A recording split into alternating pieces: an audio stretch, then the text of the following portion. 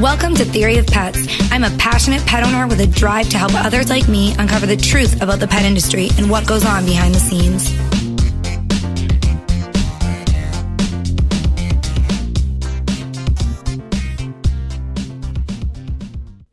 Hey everyone, welcome back to Theory of Pets. My name is Samantha. This week I am speaking with Richie Camden, who has a really interesting story.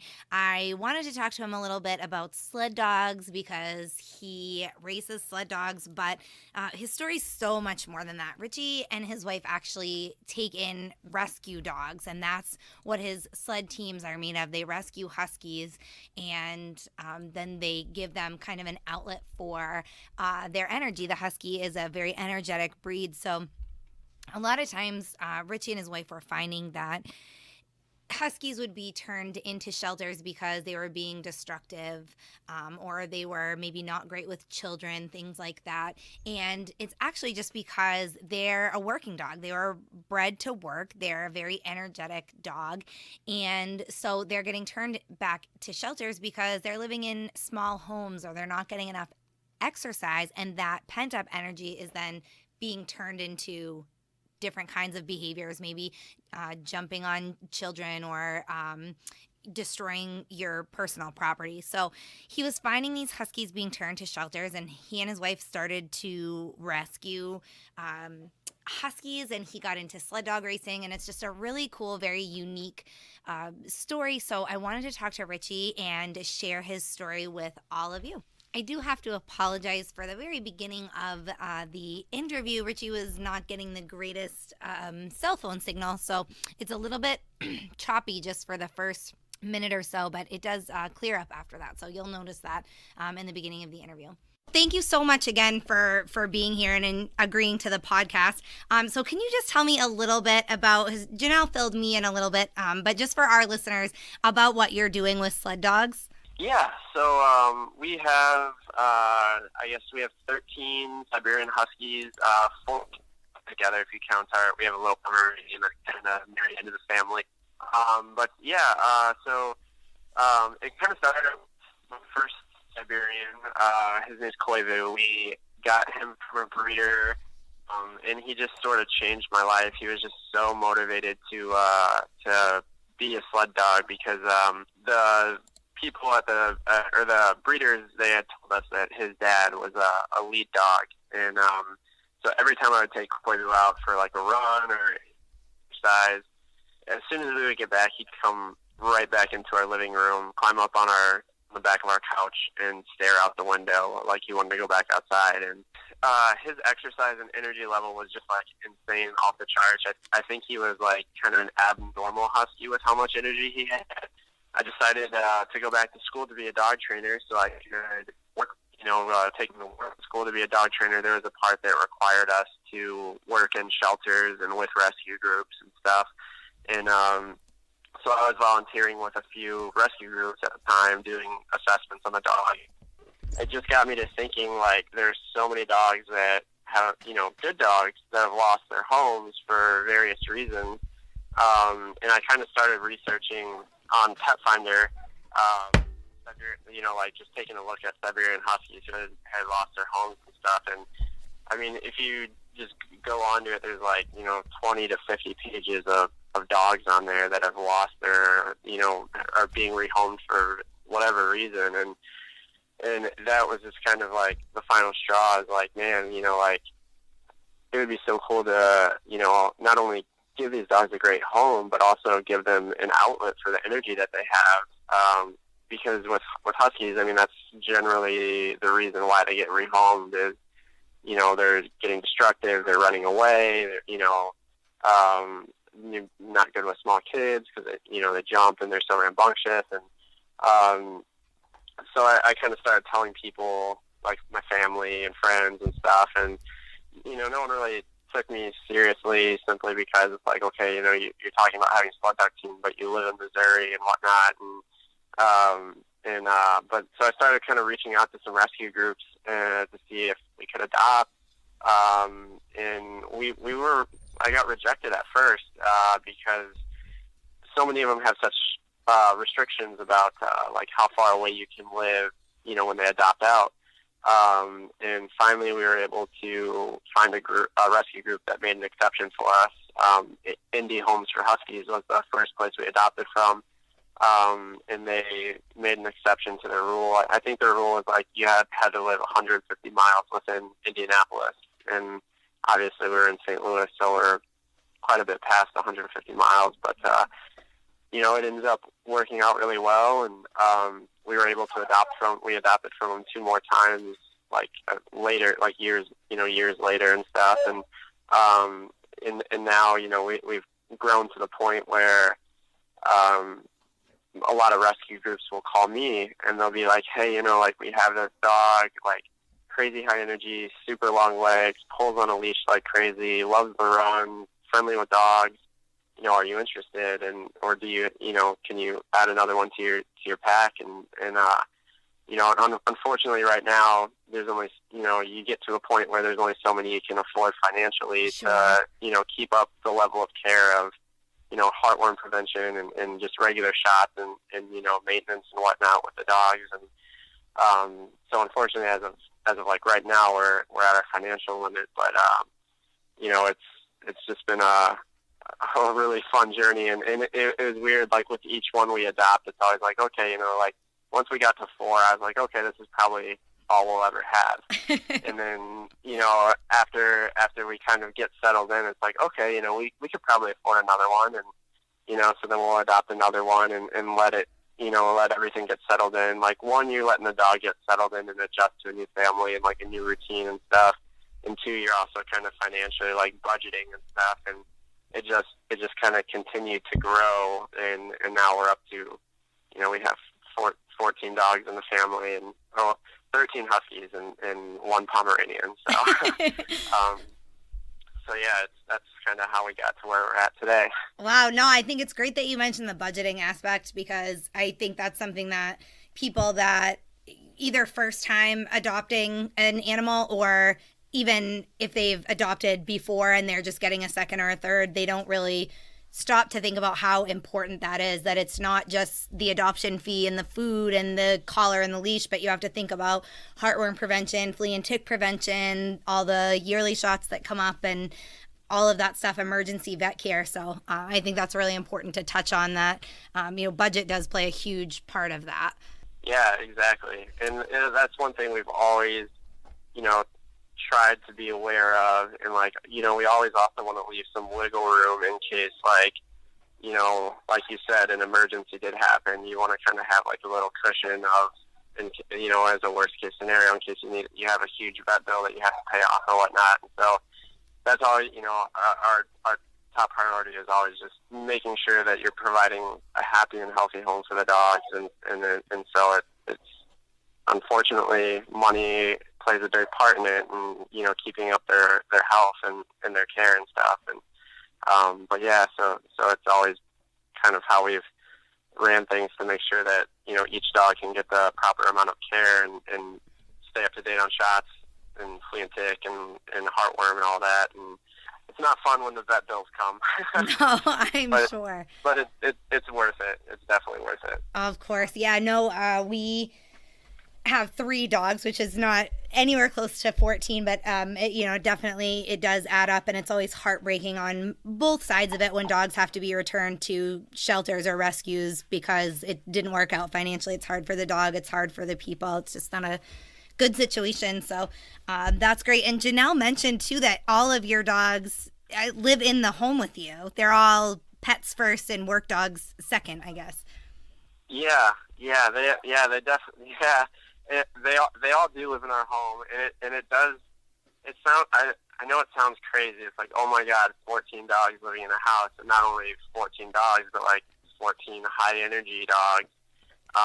The only time it's really troublesome or a little hectic or crazy is after sled dog season is over, and the dog, right around now, it's starting to get to the point where our season's almost done. The weather's warming up to 70 degrees and getting warmer and whatnot.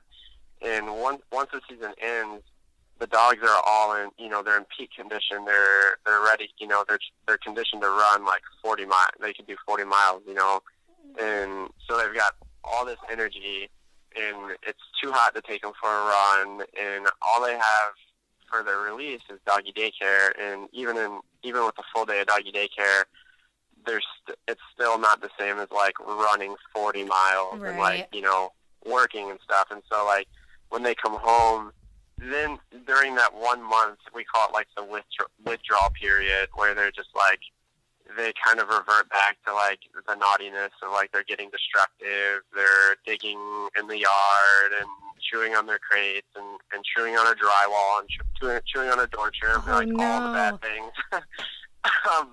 But it's very short-lived. Usually it only lasts for about 2 weeks, and then they kind of like understand, like, you know, then it gets like just so hot where it's like, okay, you know, like season's over, you know, we're mellow, you know, they start to mellow back out. Yeah, they adapt to it a little. But for like I'd say like 95% of the year, it's like shockingly normal. Like we come home from work, and you know the dogs all sort of have their own areas throughout the house. You know, there's a few of them in the bedroom, a few of them who lay on the living room floor, some of them lay on the couches, others like to just go to their crates. And there's a few that we have because we adopted them so late in their age with potty training issues. We do just put them in their crate because they won't, if they're out free during the night, they'll go in the house. Right. And so if they're in their crate, they'll actually hold it through the night and stuff. And so, but yeah, no, it's actually for the most part, I mean, surprisingly normal. It's just I guess you just sort of have to be a little more aware of where you're stepping at night to make sure you don't like bump into a dog or anything, because we have a few more than what most people do laying on their floors. Right. So, but yeah, other than that, I mean, they come home, they eat their food, they go outside, they go to the bathroom, and then they come back in and they mostly just sleep. So it's just like a regular house pet. I mean, we hardly notice that they're there some of the times, and it's just, you know, it's just so common for us. It sounds like really crazy, but when you're there, it's not as crazy as it seems. Yeah, I mean, I'm in Maine, like I said, and so sled dog in our area is kind of popular, and I know you can kind of almost always tell when you drive by someone's home if they have sled dogs, because most of them are outside, and they stay outside year round, and they have really nice kennels and dog houses and all of that stuff, but, you know, they are outside dogs, and then once they get older and they retire, they become house dogs. So thinking about all of those dogs in your house is just, you know, for somebody that's not used to it, I'm sure you must get a lot of people say, oh my goodness, you're so crazy, but you do get used to it after a while, I'm sure. Yeah, no, we definitely have like when a lot of, like most people think we're joking when we say that, and you know, because I mean, especially being in Missouri, like when we meet new people, like it's obviously not like the first thing we bring up, and you know, once we get to know someone, you know, then we kind of like say like, yeah, we have 14 dogs, and they're like, yeah, right, you know, like no one has 14 dogs, and then the next question is like, oh my God, like where do you keep them? And like, well, they live in our house with us, and they're like, okay, yeah, right, no way, and like, no, they do, and so we definitely do get that aspect of things, but you know, once people, you know, a lot of our friends, when they actually come over, there's, you know, obviously the initial like first 5 minutes where the dogs are like crazy excited because there's a new person in the house, and but after that they calm right down, and you know, everyone's very like surprised, like, oh my gosh, like I can't believe they're just like sleeping all night. It's and, like, not what you playing around. think it would be, yeah. So, but yeah, it's like I said, it's surprisingly very normal for us, at least. It's so different here because between sled dogs that are fairly common and hunting dogs are very popular around here too, and a lot of people will have a whole pack of hunting dogs. And again, 90% of the time they're outdoor dogs. You know, people might have 10 or 15 dogs, but they live outside. So here it's not so different to hear of people having numerous dogs, but definitely living in the house is a little different. But you know, that's great, and it's amazing that you make both things work, that they're pets, and then they also have that working mode. You know, like you said, they have that little bit of time off, but then they get back into work mode when it's time to be sled dogs again. Yeah, it's always something, you know, like when I first started, like I said, it was always to have like pet speed first was always like the top priority.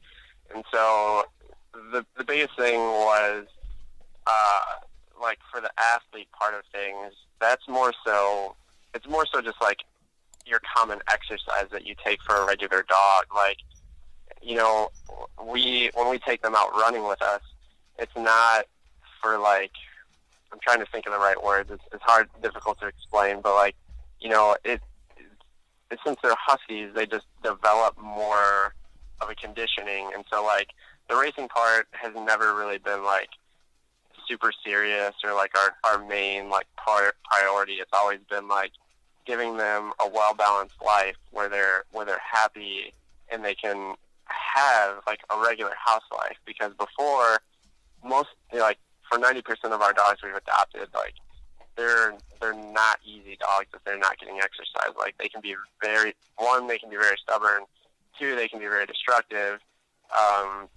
And it's not really a good combination to have if they're not getting their exercise. And once they get their exercise, like they're happy, they like listen, they're too tired to want to, you know, they've already had their energy release. So, you know, to have that home life, you know, for them, I can tell it just makes them, you know, so much happier, where they're getting like their home, like a regular home life, and getting all that exercise at the same time. So, like I said, you know, the races aren't like a huge deal to us. Like if we never got to do another race again, it wouldn't be like, oh my God, I'm devastated. You know, like it's just like, okay, you know, we do the races more so the dogs can run in snow and like have a different trail and stuff. And from my perspective, like it is kind of cool to do the races because it's like, okay, you know, I am curious to see how we match up against like other teams that, you know, that have Alaskan, you know, the Alaskan Huskies or other Siberian Husky teams. It is kind of cool. Like, you know, I do, you know, want to know like how much of a difference is there between like our dogs and their dogs, you know, and so that part of it's kind of cool for me. But like I said, you know, our top priority has always just been like giving them a well-balanced life where, you know, they're getting socialization by going to work with me and playing with other dogs. They're, you know, tired and relaxed at home and like happy. And then also like during the winter time when it actually is cold enough, you know, they're getting to do what they were originally bred to do. So it's just kind of a cool little like triangle that they get to have, and it's fun being a part of it. Yeah, definitely. And do you just do the races in like a local area, or do you travel with the dogs? No, we travel, and we travel pretty far. One year we went up to Montana to do it's a race called the Rodeo Run, and it was an 8-dog race, 22 miles a day for two days. So it was a 44 mile race, and we drove. I think it took us 28 hours to get there and 32 to get home, and it was not fun. Being in the race was amazing. Like it was so incredible and like so much fun, and the dogs were like just so in awe because like, I mean, I was in awe because it's like you're running through mountains and like it was just like picture perfect as you could ever imagine. Like to this date, that's been like by far the most beautiful race we've ever done, and like just totally awestruck for us and the dogs. And but the car ride and like because we were constantly having to stop to, you know, take the dogs out, let them go to the bathroom, and feed them and water them. And time. Yeah, and so it was just too much, and so we try to keep the trips much shorter now. And so we typically we go to Minnesota, Wisconsin, and Michigan, and so from there you're looking at, you know, on the close side of things, it's 9 to 10 hours, and then on the far side you're looking at 13, 14 hours away. So it's really nowhere near as bad as, you know, 28 hours and 32 hours. Yeah, certainly the dogs must get a little stir crazy too, being in the trailer for that long. Yeah, definitely. Yeah. Well, most of them actually ride in the car with us. We have a Yukon, and we like removed everything in it. Like, oh my gosh, yeah.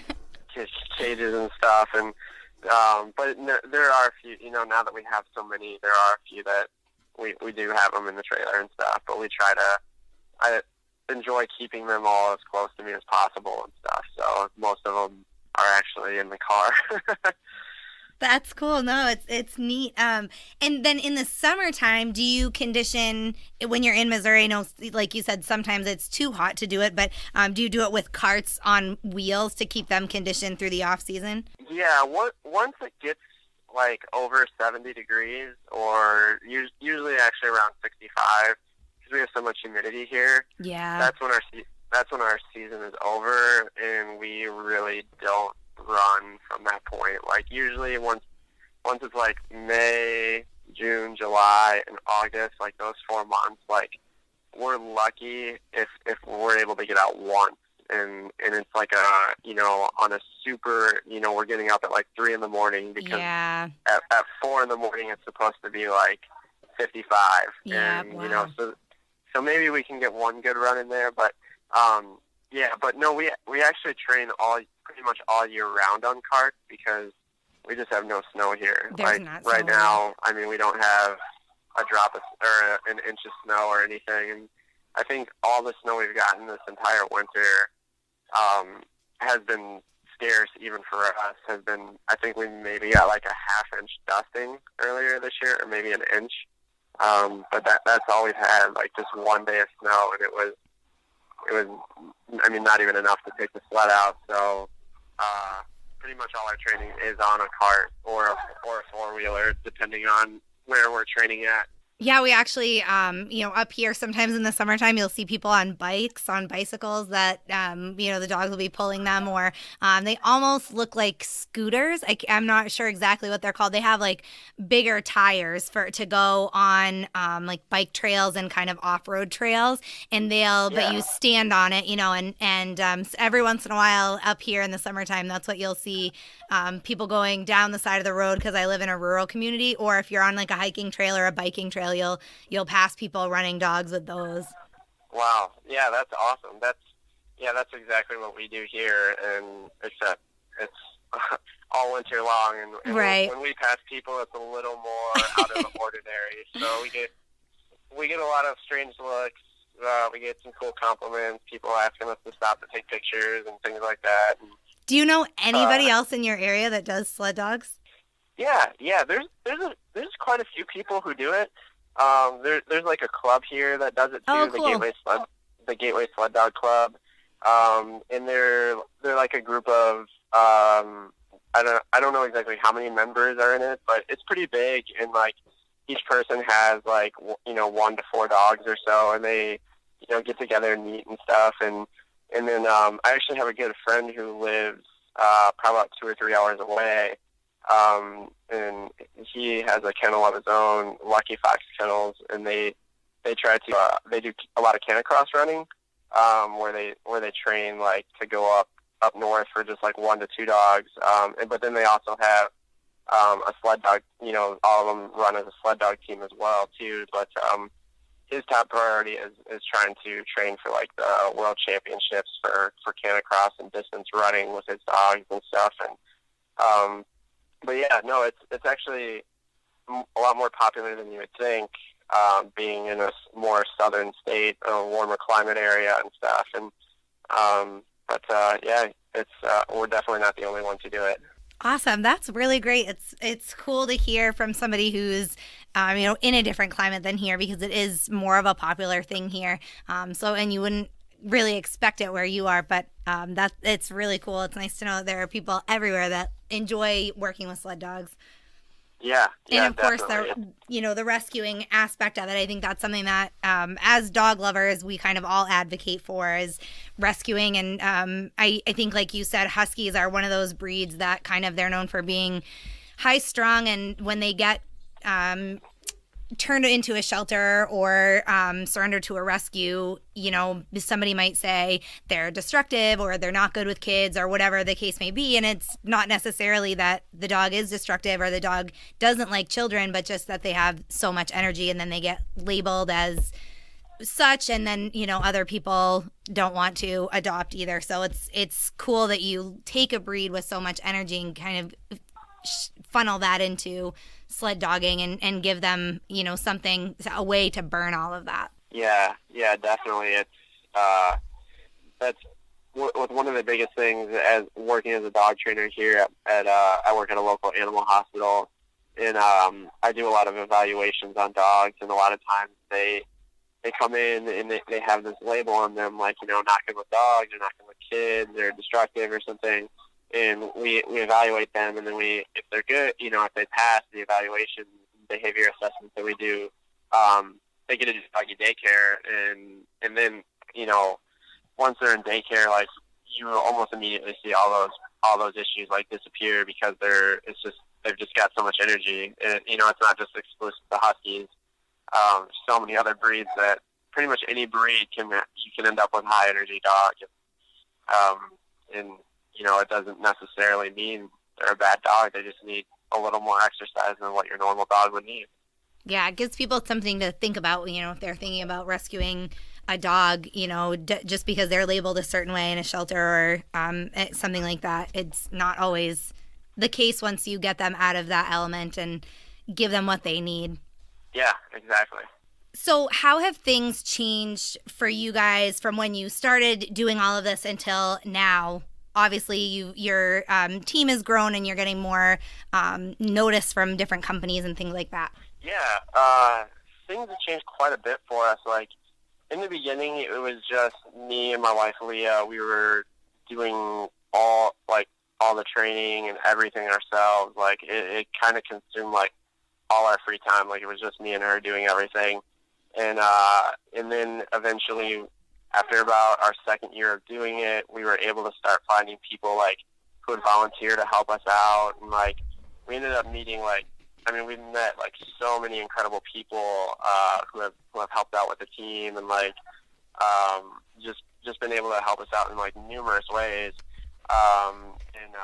And now it's kind of, our story has seemed to, like, kind of grow, and, like, we've had a few stories down on us with, like, the news and stuff, and, like, it seems like with each little thing, like, more and more people, like, wanna, they'll talk to us and, like, reach out to us, and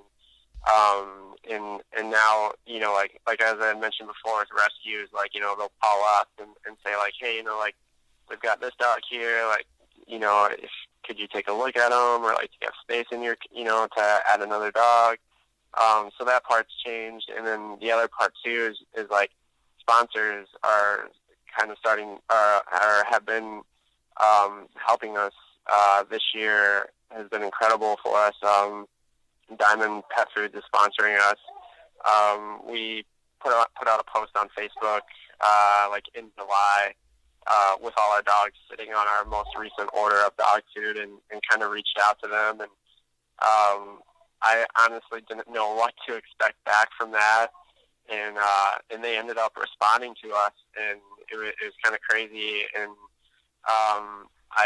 again, like I said, I didn't know what to expect from it, and we just kind of continued to talk for like a 6-month period, and then we were able to reach an agreement where they were going to sponsor us for this year. And so it's just been an incredible experience with working with them, and our other sponsors we have as well, Alpine Outfitters and my work, Murphy Animal Hospital. It's just been a huge help in every way possible to have all of them helping us out along the way, and sharing our passion for what we do. And it's just been cool. Like, each new person we meet has been incredible.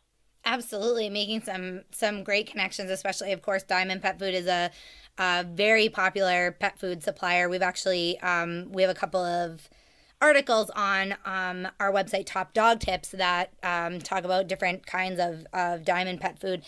So a huge sponsor like that's definitely a big thing for somebody like you that's, kind of just getting into the sponsor aspect of things. Yeah, definitely. And as I said, like, we didn't really know what to expect when we posted the picture. We were just,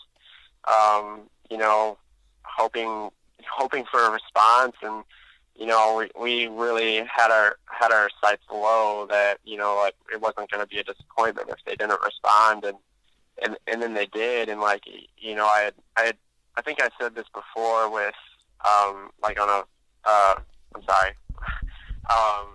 I think I had mentioned this before, like on a Facebook post I wrote on our team page. But like, if they had never responded, I mean, we would have never known any different and just continued to feed their food, because that was, I mean, we were so happy with their product, and the fact that they reached out back to us and like responded was like, I mean, to me it said a lot about their company, and like that they were so passionate about our story and sharing our story, and like, everything that we do. Like, it's been like a huge honor to have them with us along the way. Like, it's been such a cool experience for me, Leah, and all the dogs too, that are getting to do like extra things now because Diamond's been helping us so much. Yeah, absolutely. I think you're right. It does say a lot for the company. I mean, when they're obviously proud of the product that they put out, and they are passionate about sharing stories of dogs that eat their food and that benefit from their food. I mean, you guys are certainly a pack of walking spokespeople. I mean, your dogs have high energy. They burn a lot of calories. They're working dogs. So the fact that their food, provides your dogs with the nutrition that they need, that's definitely a benefit for them. But also, like you said, I mean, huge benefit for you as well. So that's really great. Yeah, definitely.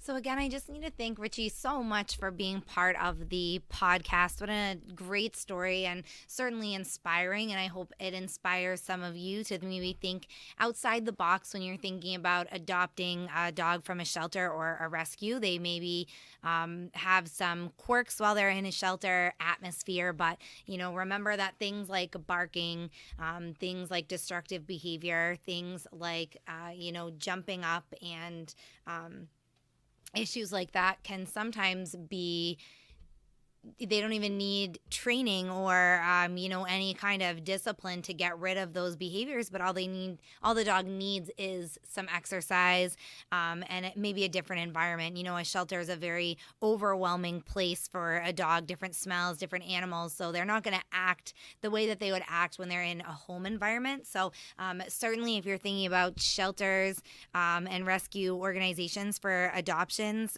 be sure to reach out to them, have a conversation with them. Most of them are very open about the animals they have and the issues that they have, and certain things that maybe would change outside the shelter environment. So ask questions, meet the dog, spend some time, and of course, if you're interested in anything Sled dog, I can get you some great information on that, and Richie might even be willing to speak to you as well. So reach out to me. My email is samantha@topdogtips, and I would love to hear from you guys about the podcast. If you're enjoying them, jump on our website, which is theoryofpets.com. You can leave comments, questions, suggestions on there. You can record them if you want to, and I will use them maybe in future podcasts, or you can simply type your questions out and I will be sure to get back to you as soon as possible on those.